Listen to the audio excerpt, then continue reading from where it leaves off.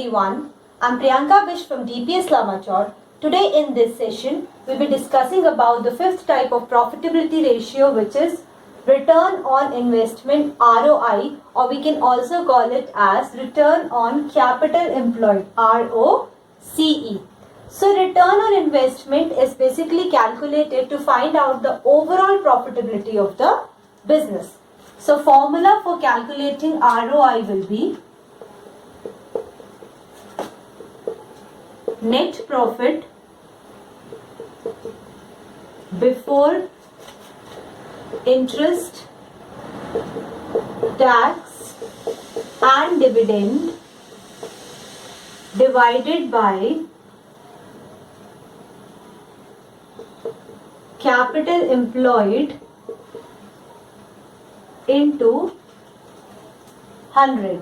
Capital employed is equal to shareholders fund plus non-current liabilities.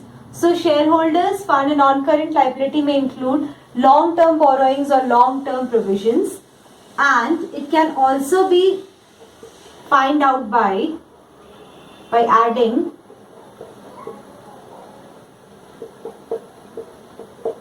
non-current asset plus working capital. So capital employed can be find out by liability approach by adding shareholders fund and non-current liabilities, and by asset approach it can be find out by adding non-current asset and working capital. So non-current asset will include all the tangible and intangible assets, and working capital can be find out by subtracting current liabilities from current asset. Now here is the question based on return on investment or return on capital employed. Question is, net profit after interest but before tax is given rupees 1,40,000, 15% long-term debts amounting to rupees 4 lakh, shareholders fund rupees 2,40,000, tax rate 50%. Now we have to calculate return on investment or return on capital employed. So here, as we know, the formula is net profit before interest, tax and dividend divided by capital employed into 100. So here we have given net profit after interest but before tax. Amount is rupees 1,40,000. So to find out net profit before interest and before tax, we will add the interest amount. Interest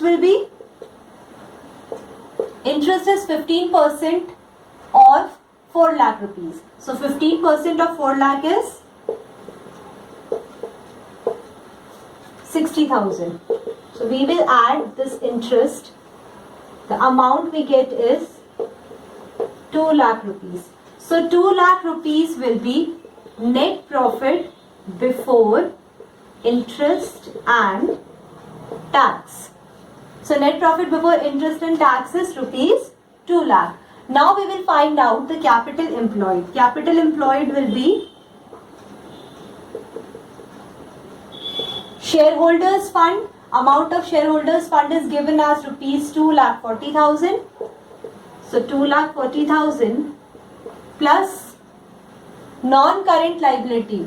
Non-current liability will be long-term debts, which is 4 lakh. Total amount here is 6,40,000. Now we will put this amount in the formula. Formula is Net profit before interest, tax and dividend. So net profit before interest, tax and dividend is rupees 2 lakh. Divided by capital employed, amount of capital employed is 6,40,000 into 100. So by calculating this, we get 31.25% as return on investment. Now the sixth type of profitability ratio is return on shareholders fund. So this ratio is very important from the shareholders point of view in accessing whether the investment they have made in the firm generates a reasonable return or not.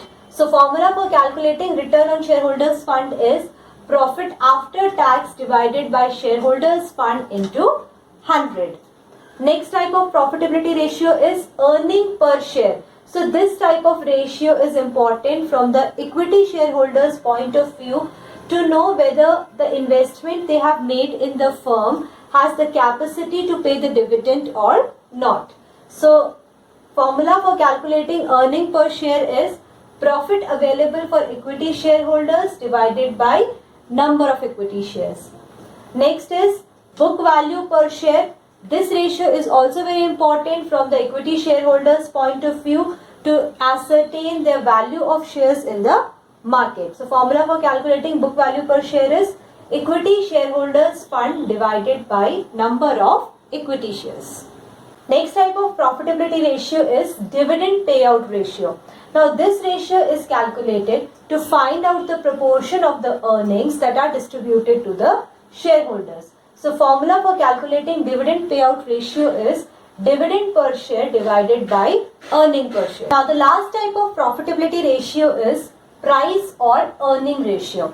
So this ratio reflects the expectation of the investors about the growth in firm's earning and the market price of their shares. So formula for calculating price or earning ratio is market price of a share divided by earning per share. So we have learned all types of profitability ratio. With this, we have completed the fifth chapter of accountancy, which was accounting ratios. In the next session, we'll continue with the new chapter. That's all for today. Thank you.